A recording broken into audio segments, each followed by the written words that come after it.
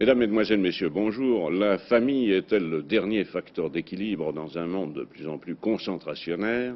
La famille a-t-elle une chance de se développer harmonieusement dans un pays comme la France? Avons-nous une véritable politique familiale?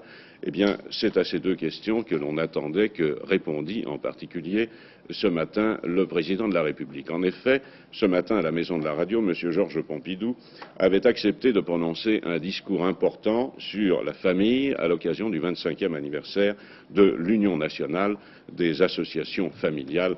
Voici un extrait de ce discours du président de la République.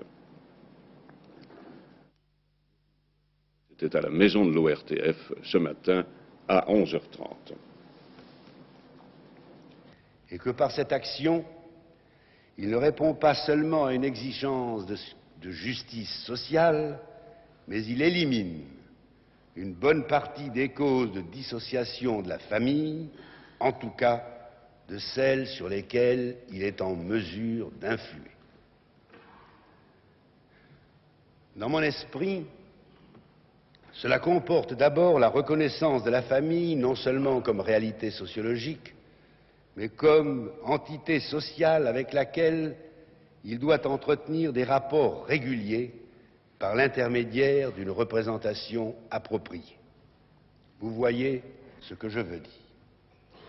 Dans de nombreuses instances, régionales ou nationales, j'ai, comme Premier ministre, introduit une représentation de fait de la famille. J'estime qu'il faut faire un nouveau pas et que cette représentation doit être de droit. À cette reconnaissance, en quelque sorte juridique des intérêts familiaux, doit correspondre, bien entendu, une politique active en matière de prestations familiales, de logement, de garderie d'enfants, d'enseignement, de formation professionnelle, de rééducation des inadaptés, d'emploi pour les jeunes. Fidèle à mon propos initial, je ne veux pas aujourd'hui entrer dans le détail. Je dirais simplement que l'heure me semble venue d'imaginer en matière familiale des procédures s'apparentant à celles qui ont été utilisées avec succès par ailleurs, sous le nom de contrat de progrès par exemple. Le but étant d'assurer aux prestations familiales sous toutes leurs formes à la fois la stabilité en valeur réelle et une progression plus rapide au profit des catégories les moins favorisées ou les plus dignes d'intérêt. Il y a là un champ que j'ouvre à vos propres réflexions et à votre dialogue avec les pouvoirs publics. Il ne faudrait pas conclure de mes propos que la société actuelle, qui tend à être un agglomérat d'individus, doivent devenir un simple agglomérat de familles. Il est bien évident que la vie personnelle et collective déborde le cadre familial et que la nécessité de recréer des solidarités s'impose non seulement sur le plan de la famille, mais sur celui de la cité, de la nation, voire d'un cadre plus large, comme aussi de la profession et de la spiritualité. J'ai simplement voulu dire que de tous les instruments à notre disposition pour rendre une âme à notre société et assurer ainsi sa survie, la famille est le plus disponible, le plus solide et un des plus efficaces. Dans son discours qui a duré un peu plus de 20 minutes, le président de la République a également annoncé des décisions concrètes que l'État va prendre dans les jours qui viennent et qui concernent notamment le statut juridique des associations familiales. Mais vous en saurez davantage à ce sujet en écoutant le Télésoir où nous donnerons de plus larges extraits du discours du président de la République. Suite des affaires françaises, la Sainte-Barbe a été chaude cette année. Sainte-Barbe, vous savez que c'est la patronne des pompiers et les pompiers ne sont pas contents. Ils l'ont montré hier à Lyon pour la Sainte-Barbe précisément. La Sainte-Barbe à Lyon a été quelque peu mouvementée. 135 sapeurs-pompiers représentant l'effectif du personnel de 5 casernes ont défilé dans les rues de la ville, mais c'était un défilé revendicatif dont le but était d'alerter l'opinion publique sur les problèmes des soldats du feu. Réduction du temps de service, reconnaissance de la profession, reclassement de certaines catégories. Les incidents se sont produits à proximité de la préfecture du Rhône. Les forces de l'ordre ont tenté en effet d'intercepter le cortège, demandant aux manifestants de replier leurs banderoles. Les sapeurs-pompiers n'avaient pas en effet l'autorisation préfectorale pour cette manifestation.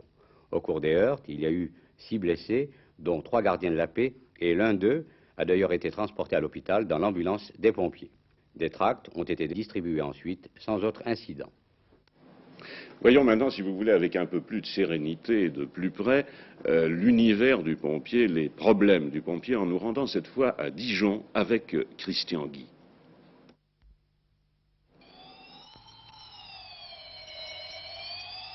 Plus de 4 fois par jour en moyenne, ils sortent ainsi pour éteindre un incendie, ranimer un asphyxié ou même sauver un animal en danger. D'habitude, le 4 décembre, ils fêtent leur patronne Sainte-Barbe. Mais cette année, à Dijon, comme dans toutes les grandes villes de province, Sainte-Barbe est en colère. La raison de cette colère, 2 chiffres l'expliquent.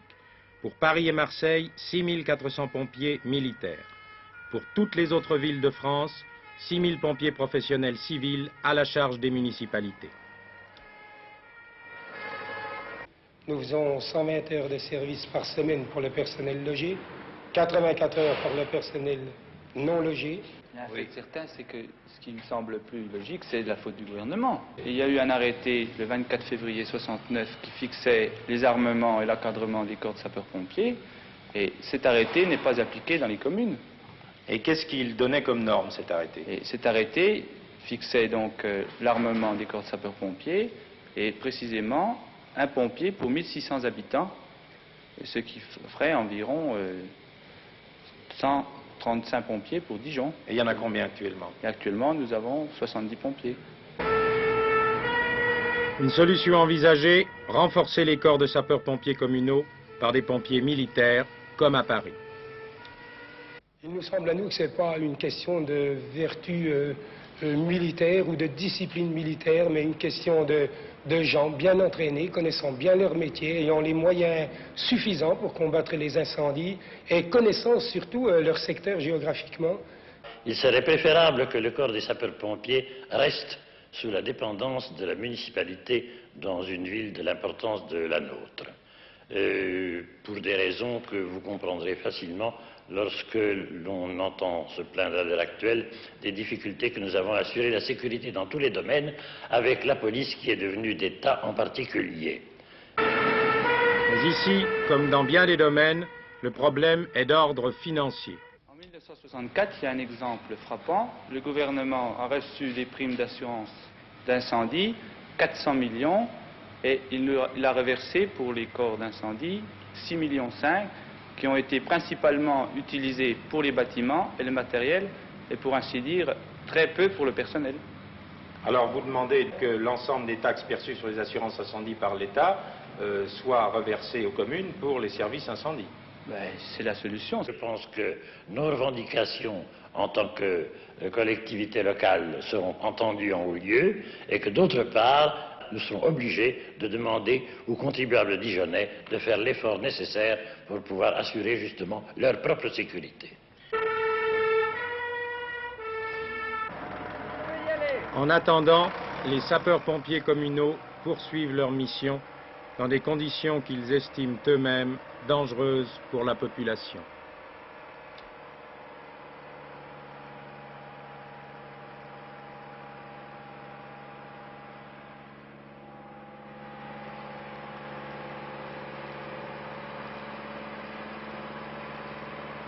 Bien sûr, il y a de gros risques pour la population dijonnaise. Il est certain que lorsque un départ, c'est-à-dire un départ normal, est parti, il est certain qu'il reste absolument plus de sapeurs-pompiers à la caserne. Vous voyez, je pense que c'est un des gros risques. C'est-à-dire que s'il y a 2 incendies en même temps à Dijon, vous ne pouvez pas éteindre les 2. On ne peut absolument pas y répondre. Vous avez bien compris, pas plus d'un seul incendie à la fois à Dijon, ce qui est tout de même assez inquiétant. a signalé, c'est une dépêche que nous venons de recevoir peu avant le commencement de ce journal, que les sapeurs-pompiers de Grenoble menacent à leur tour d'entrer en grève, ce qui entraînerait probablement, ce n'est pas encore décidé, mais il en est question, la fermeture de tous les établissements publics de la ville pour des raisons de sécurité évidentes. Lorsqu'on vit loin de son lieu de travail, il n'y a que deux solutions, se déplacer beaucoup ou changer d'emploi. Voilà pourquoi M. Pierre Sudreau, ancien ministre et député PDM, vient de proposer au gouvernement un projet de loi dont nous parle maintenant Jean-Michel Desjeunes. Dodo, métro, boulot, c'est un slogan que l'on a entendu l'autre semaine dans les rues de Paris, un slogan qui est même devenu une chanson et qui dit bien ce qu'il veut dire. Dans la région parisienne, on passe couramment 2 ou 3 heures par jour dans les transports en commun. Des millions de Français donnent encore un quart de leur temps libre en trajet plus ou moins confortable. Et pourtant, normalement, un grand nombre d'entre eux pourraient trouver du travail près de chez eux. Brigitte Gros, qui est maire de Meulan, dans son livre 4 heures de transport par jour, donne des exemples d'hommes et surtout de femmes qui passent l'essentiel de leur vie hors de chez elles. Qui doivent prendre le car pour descendre à la gare, puis le train pour aller à la gare Saint-Lazare, puis le métro, puis qui souvent, du métro, doivent marcher à pied jusqu'à leur emploi. Donc ce sont des gens qui finalement n'ont pas de loisirs, pas de vie de famille, et qui nerveusement sont très fatigués. Ce que nous avons remarqué, ce que m'ont dit les médecins, c'est que 85% des malades dans cette région sont atteints de maladies nerveuses. Et ce qui est très grave, c'est que les transports en commun fatiguent les gens, rendent les hommes impuissants et les femmes frigides, mais malheureusement pas au même moment. À mon avis, il faut traiter le problème sous les deux aspects de la question, échange de logement, échange d'emploi. D'où mon idée de proposer la création d'une bourse d'échange d'emploi, afin qu'un certain nombre de salariés aient les mêmes possibilités. J'ajoute qu'il est certainement plus facile pour un certain nombre de catégories professionnelles de changer d'emploi plutôt que de changer de logement, le logement étant quelquefois provoquant certaines adhérences familiales locales qui sont plus complexes et plus difficiles à couper. L'employeur ne sera peut-être pas tout à fait d'accord, étant donné qu'il connaît son employé et ne sait pas celui qu'on lui proposera. Exactement, certainement, ce service doit travailler en liaison permanente avec les employeurs et les salariés et les employés. Les gens que nous avons l'habitude, nous les connaissons, nous savons ce qu'ils valent. Si nous faisons un échange, la personne qui viendra sera peut-être très capable, mais ne conviendra peut-être pas chez nous, elle ne s'entendra peut-être pas psychologiquement, je ne sais pas. Il y a une ambiance, il y a un esprit d'équipe, il faut qu'elle s'intègre dans l'équipe quand même. Et à ce point de vue-là, une bourse des échanges d'emploi vous fait un peu peur, disons. Un petit peu peur. Moi, je crois que l'idée est intéressante, mais il faut bien la mettre au point, on n'en est pas là. Je crois qu'à l'échelon de la région parisienne, c'est-à-dire 9,5 millions d'habitants, c'est trop vaste. Il faudrait commencer par la localiser.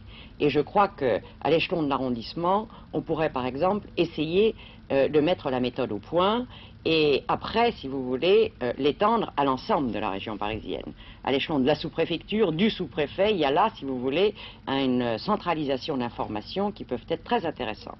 Mais est-ce qu'on peut penser qu'effectivement des emplois sont systématiquement interchangeables ? Moi, je crois, si vous prenez par exemple le cas de cette aide-soignante que j'ai décrit dans mon livre, 4 heures de transport par jour, voilà une aide-soignante qui habite Aubergenville et qui travaille à l'hôpital Laennec. Pourquoi ne travaillerait-elle pas, par exemple, à l'hôpital de Meulan, placé à 4 km d'Aubergenville?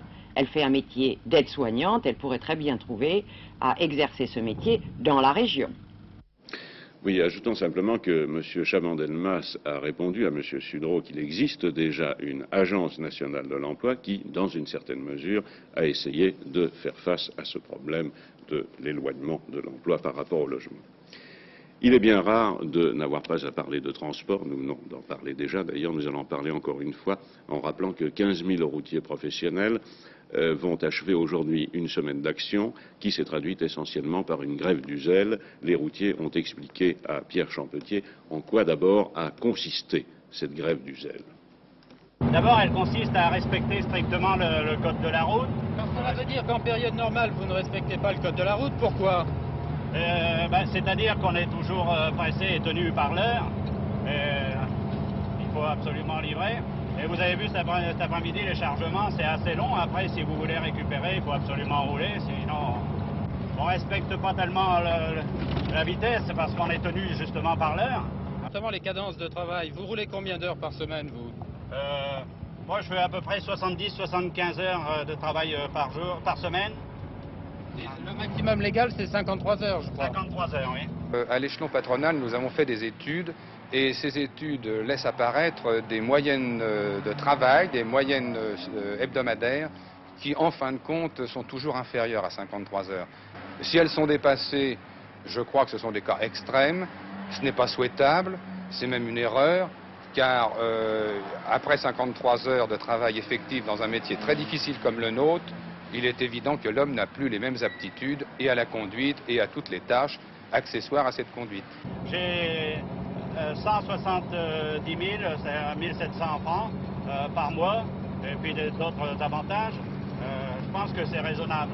Par contre, il y a des amis, des camarades qui roulent, qui sont payés uniquement au kilomètre. Alors, s'ils veulent gagner leur mois, il faut qu'ils roulent 15 et 18 000 kilomètres par mois. Bien sûr, là aussi, s'ils respectent le code de la route, ils ne peuvent pas gagner leur vie. Alors, le patron, s'il est payé normalement, au taux des conventions collectives et à l'heure, bien sûr, il gagnerait beaucoup plus. Un homme n'est pas fait pour travailler au rendement et si des confrères le faisaient actuellement, je ne pourrais que faire une chose, c'est les encourager à établir un autre système de rémunération. Vous n'avez pas le coup de pompe de temps en temps aussi? Ah oui, bien sûr. Qu'est-ce que vous faites alors? Je vais même vous dire, quelquefois, on est parti depuis 4 ou 5 jours et qu'on voudrait bien rentrer chez soi. On arrive à quelques kilomètres de la maison et on descend pour se rafraîchir un coup qu'on n'arrive pas, tellement on est fatigué. Salut les gars. Quelle nouvelle question? Ah, René. Ça va toi? Ça va. Eh bien, je crois que, dis donc, il y a un moment qu'on t'a pas eu. Ah oui? Tu dois rouler la nuit 2 jours, non? On n'arrête pas. On n'arrête pas. Vous voyez, je pense que ce métier-là, je ne le ferai pas jusqu'à 65 ans, ce n'est pas possible. Hein, vous avez vu la cadence de travail, les kilomètres et tout. Hein. D'abord, on demande une retraite à 55 ans pour ceux qui ont eu qui sont victimes d'un retrait de permis pour les yeux, pour une maladie quelconque professionnelle, et une retraite à 60 ans pour tous les chauffeurs. 55 ans, c'est une limite. Et il serait grand temps que les pouvoirs publics se penchent sur cette question, car il s'agit uniquement d'un problème national. Quelquefois, vous avez des jeunes qui rentrent du service militaire et qui sont embauchés, qui conduisent des 35 tonnes et n'ont jamais utilisé de poids lourd. N'empêche qu'ils conduisent des 35 tonnes chargées et que c'est quand même dangereux quand c'est la première fois. C'est absolument stupide de la part de l'entreprise, car c'est un danger pour elle. Elle confie à ce moment-là, entre les mains d'un employé, un véhicule excessivement onéreux, un risque excessivement grand pour l'entreprise comme pour les autres, et c'est impensable. Si les entreprises ont cette méthode, c'est du suicide, c'est absolument lamentable. Alors on demande une carte professionnelle qui sera en même temps une reconnaissance de la profession. Pourquoi qu'elle soit reconnue? Parce qu'il est inadmissible qu'un chauffeur routier ne soit pas reconnu comme carte professionnelle, c'est un métier. On demande surtout à ne plus être des esclaves du volant et surtout à ne plus être des criminels sur la route. Parce qu'au bout de nombre d'heures de présence sur la route, il arrive un moment donné, on devient un criminel tout en étant obligé d'assurer le travail. Quand vous avez travaillé 12 et 14 heures par jour, 17 heures. Vos réflexes ne sont plus les mêmes. C'était des images de Jean-Claude Audin. Des nouvelles brèves de l'étranger à présent. Espagne d'abord. Le monde entier continue à suivre avec attention le procès de Burgos. Vous voyez ici des manifestants à New York. La tension continue à monter dans le Pays basque espagnol qui est isolé à présent du reste du pays par la police et par l'armée. À Londres, vous allez voir maintenant un étudiant basque espagnol qui avec ses camarades fait la grève de la faim sous une tente à Trafalgar Square pour protester. C'est ce matin que le pape Paul VI est rentré à Rome. Après 45 000 kilomètres en avion, le pape était fatigué mais souriant. Un beau jour pour Barbara Cross, qui reverra aujourd'hui son mari, James Cross, le diplomate britannique enlevé par le Front de Libération du Québec il y a 2 mois. Satisfaction dans les milieux européens. La Grande-Bretagne, qui s'était retirée des projets d'Europe spatiale et d'Airbus, participera à la construction du grand accélérateur de particules de Genève. Les sports à présent, victoire hier soir au point à Marseille de Marcel Cerdan sur le boxeur de Saint-Domingue, Dario Hidalgo. Le public a violemment contesté cette victoire, me dit-on. Alors Patrick Chapuis, moi je ne suis pas un expert en boxe, je ne comprends pas cette contestation, je vois tout simplement un Hidalgo fortement tuméfié, n'est-ce pas, me semble-t-il, et un Cerdan qui paraît relativement frais. Alors Et effectivement, tout le monde a reconnu que Cerdan avait fourni un excellent combat contre Dario Hidalgo, qui est un très très bon boxeur. Ça, c'est indiscutable. Mais ce qui est discuté, c'est la décision. Les juges ont rendu leur verdict. 2 des juges étaient favorables à Cerdan, mais les journalistes, eux, ne sont pas d'accord du tout. Nous allons demander maintenant l'avis de Loïs Vanley, qui était à Marseille. Hier soir à Marseille, salle Valier, devant plus de 4000 spectateurs, Marcel Cerdan a fêté l'anniversaire de ses 27 ans en affrontant le Dominicain Dario Hidalgo, chaussures blanches. Hidalgo, net vainqueur de Ménétrais le 16 mars dernier, plus rapide et plus précis que le Français au début de la rencontre. Ce combat doit permettre à Cerdan de se situer exactement dans la hiérarchie mondiale des poids welter, 66 kg 678. Mais Hidalgo ne parvient pas à mystifier Cerdan qui livre à Marseille le meilleur match de sa carrière. Au 4e round, Marcel décoche des arrêts du gauche et contre Hidalgo par des droits à la face, il a l'initiative des attaques.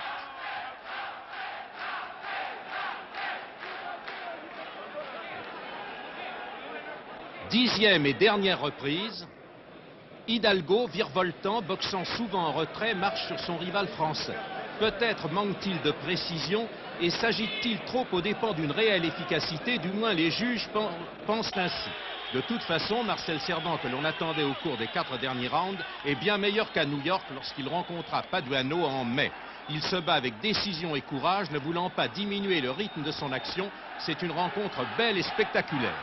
Certes, Hidalgo ne possède pas le punch, mais il fait le combat. Virevoltant autour de Marcel, il évite les contres possibles du Français, qui ne baisse pas de pied et combat avec volonté. La technique de Cerdan est spectaculaire, il rend coup pour coup.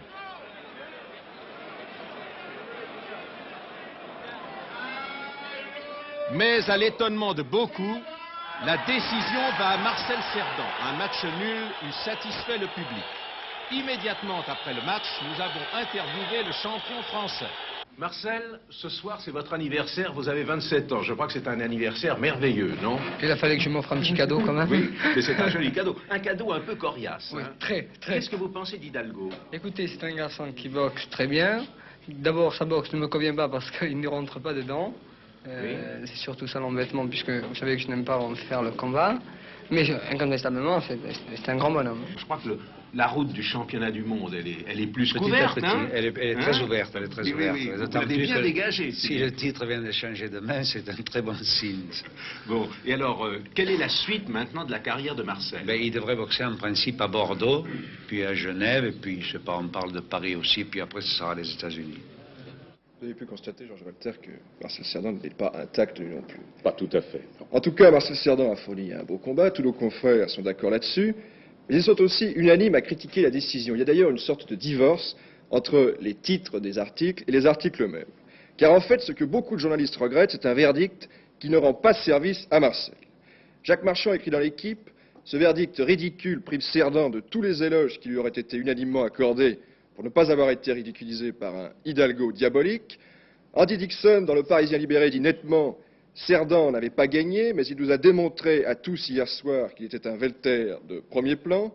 Décision scandaleuse », écrit Jean Dumas dans L'Horreur, mais la faute n'en incombe pas à Marcel Cerdan, qui a fourni un combat admirable de vaillance. En tout cas, je crois qu'il y aurait un combat intéressant organisé maintenant. C'est un combat entre les juges et les journalistes qui apparemment ne sont pas d'accord. Philippe Philippi disait tout à l'heure que le titre avait changé de main. Oui, en fait, José Napoles, le Mexicain champion du monde des moyens, a été déchu de son titre par l'Américain Billy Backus sur arrêt de l'arbitre à la 4e reprise. Avec nous sur ce plateau, un pilote automobile que vous connaissez tous, il s'agit de Henri Pescarolo. Pescarolo, le public vous avez associé à Jean-Pierre Beltoise dans le renouveau du sport automobile. Maintenant, l'on apprend que vous quittez Matra. Que se passe-t-il exactement ? En fait, c'est très simple et il n'y a pas du tout d'affaire, comme on a bien voulu le dire, d'affaire Matra-Amon-Pescarolo. Il faut simplement comprendre et admettre les 3 points suivants. c'est que d'abord, je pensais qu'après la saison que nous venons de faire, Jean-Pierre Beltoise et moi, il était clair et évident que Beltoise était un très bon premier pilote et que finalement, pour ma première saison de Formule 1, je m'en étais pas mal tiré non plus. Oui. Et il semble au contraire que le directeur de la Matra, M. Lagardère, ne soit pas d'accord avec cette idée. Il considère certainement pas Beltoise comme un très bon premier pilote puisqu'il a essayé d'en avoir un autre. Il a essayé d'avoir Stewart, ce qui était parfaitement logique. Il a essayé d'avoir X, ce qui était logique aussi. Finalement, il a eu Hamon et personnellement, je pense qu'Hamon n'est pas meilleur que Beltoise. Ça donc, il y aura Hamon et Beltoise, pas de place pour un troisième pilote. Piscarolo, qu'est-ce que vous faites dans ce cas-là? Est-ce qu'il y a un problème de l'emploi pour les pilotes automobiles? En fait, il est certain, et c'est une idée parfaitement valable, qu'il est impossible de faire courir d'une manière correcte 3 voitures dans une écurie de Formule 1. Donc, Hamon Beltoise, il ne me restait plus qu'à aller chercher quelque chose ailleurs. Et c'est un des points qui est courant en sport automobile et dans beaucoup d'autres sports, c'est qu'il y a énormément d'intérêt en jeu, il n'y a aucune place pour les sentiments. Mais ce que je tiens à préciser, c'est que je n'en veux absolument pas ni à Matra ni à M. Lagardère. Nous nous quittons en excellents termes, nous nous sommes dit peut-être au revoir, et j'ai cherché quelque chose ailleurs, et en fait, j'ai trouvé, je pense, une place en prototype chez Alfa Romeo. Et en Formule 1, il n'y a encore rien de décidé pour le moment. C'est donc votre première course sera, je crois, la Temporada en Argentine au mois de janvier. Merci. Merci. L'homme invisible est parmi nous.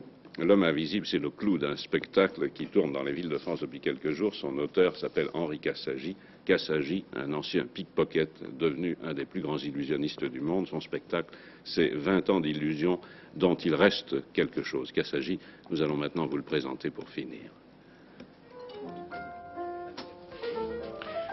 De Paris à New York et de Berlin à Bangkok, il y a 20 ans que les foulards de Cassagi délivrent des colombes.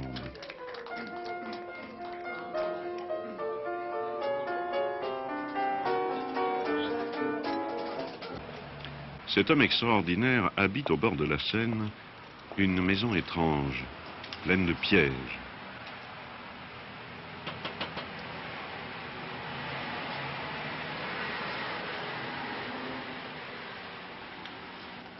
Comment ça va? D'abord, il vous reçoit avec des fleurs.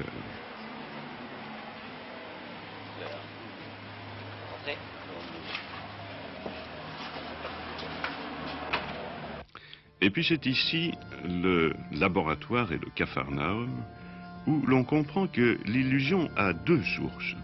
Le trucage, à la portée de tous, et la manipulation qui exige patience et génie. Cassagi méprise un peu les trucs.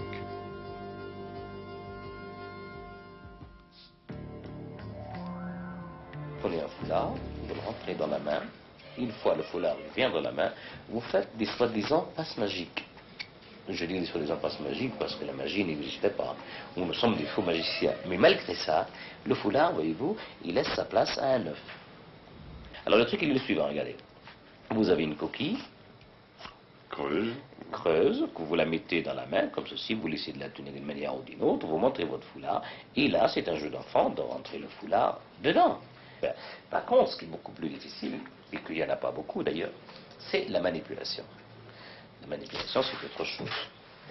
Ça, il faut travailler, c'est comme un pianiste. Ça, c'est pas 5 minutes, ça, c'est 15 ans. Ça, c'est des années.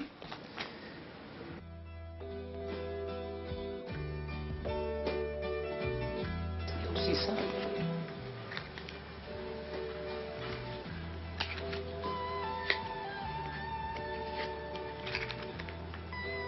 Vous laissez.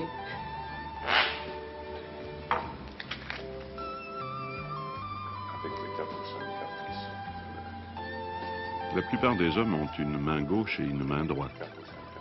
Cassagi, lui, a la particularité de posséder 2 mains droites, parfaitement complices, j'allais dire compères.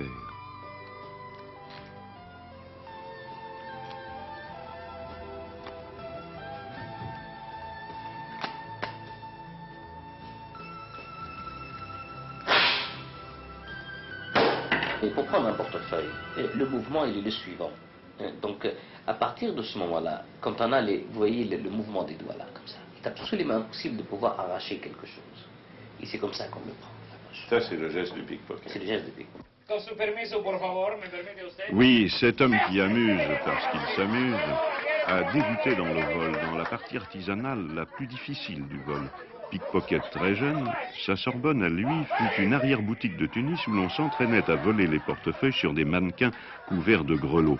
Le pickpocket, dit Kassagi, vit dans l'angoisse permanente et transpire par les plus grands froids. Un jour, Kassagi a choisi la liberté et le sourire. Illusionniste, il prend toujours les portefeuilles, mais il les rend. Tenez, vous allez vous mettre de ce côté-là, je vais vous faire une démonstration. Vous passez par là, comme ça, merci. Avez-vous vu quelque chose? Non. Vous trouvez ça, c'est normal? C'est-à-dire, parce que là, c'est incroyable. Et je le remets, c'est pareil. Comment tu fais? Prenez n'importe laquelle. Je vous demande de vous rappeler. Ça y est, voulez-vous la remettre? Non, donnez-moi la regarder. Je la mets comme ceci au milieu du jeu, le plus doucement possible. Si vous voyez quelque chose qui vous choque, vous me le dites. Avez-vous vu quelque chose d'anormal? Eh bien, vous allez mélanger les cartes. Vous voyez, jusqu'à présent, je n'ai pas pu tricher. Est-ce que j'ai triché? Il semble que non. Eh bien, oui. Parce que la carte que vous avez choisie, je l'ai déjà.